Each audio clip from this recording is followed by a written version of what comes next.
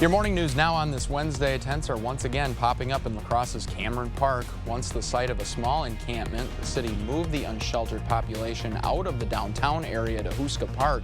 But Houska is set to close at the end of October. And when it does, the roughly 100 people living there must move. Sandy Brecky, a population health nurse, says a committee has been meeting for months in search of winter shelters, but finding a space is not so simple. But a lot of people are at the table, really working diligently, trying to do what's best for the community and what's best for people who are experiencing homelessness. Last year, much of the population moved into the Ocano Lodge. Brecky says that isn't an option this year, but the committee is determined to have a solution before Houska closes. There is no solution for the winter yet, but one long-term solution for affordable housing is on the way. On Tuesday night, a city committee voted to approve to buy the Marine Credit Union building on Monitor Street. That now heads to the full council for approval. And with that in mind, the city is planning to develop an affordable housing complex with that property. That committee passed a resolution to spend roughly $2.6 million of American Rescue Plan Act funds to buy that former Marine Credit Union headquarters. The plan is to convert that Monitor Street building into 30 affordable housing units. Tuesday's vote is the first of many hurdles the proposal needs to clear. It must be passed by the Finance Committee and the full council, and then it has to be rezoned as a residential property. City leaders are passionate about that project and say La Crosse needs more housing options of all kinds.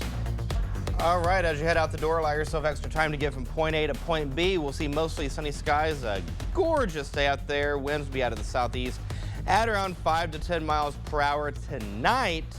Look at this. Temperatures in the mid to upper 50s. Some places seeing temperatures in the low 60s with increasing clouds and a mild evening. Traffic deaths in Wisconsin are expected to increase for the fourth year in a row. According to the Wisconsin Department of Transportation, traffic-related crashes statewide have led to close to 400 deaths. Director of Transportation Safety, David Papp, says one main cause is reckless driving. This year, police in La Crosse have issued 17 reckless driving citations. If you are on your cell phone, Papp says you are 4 times more likely to get into a car crash. It's second nature for it to be in our hands, and it's so dangerous to have it in your hand while you're driving. The distraction and the temptation is just so great. The consequences of reckless driving are high. Law enforcement officials say it only takes a few reckless driving citations to lose your driver's license. Papp says the best way to prevent traffic fatalities is by keeping your eyes on the road and putting away any distractions. The former Cashton educator charged in connection to a hit list has agreed to a plea deal. Investigators say Michelle Herricks wrote a list of teachers' names and the phrases shoot 'em, stab 'em, blow 'em up, and made it appear like 2 students wrote it. A security camera caught Herricks dropping the note in a school hallway.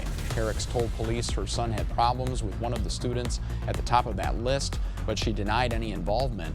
Herricks and prosecutors reached a diversion agreement, and that means she agreed to plead guilty or no contest, and if she completes a 2-year program that includes therapy, community service, and paying court fees, Herricks will never serve a sentence. The Wild Kingdom feels a little closer to home this morning. Residents of Onalaska's Brookdale Assisted Living got up close and personal with animals from Haven's Petting Farm. From alpacas to donkeys, there was a little bit of everything. However, there was one animal that really caught the eye of one resident. I should go and see the zebra because that's a very unusual animal. I don't even think when we had a zoo here in La Crosse, they never had a zebra. You're probably right, Lyle. Residents tell us they were excited for the petting zoo. It has changed up what they do on a day-to-day basis. All right, let's break down the 8 days, shall we? Temperatures in the upper 70s today. Tomorrow, much like today, we'll just turn the temperature up a few degrees here and there. 83 degrees is where we'll be at. We'll go to 82 for Friday. We'll see precip chances Friday night.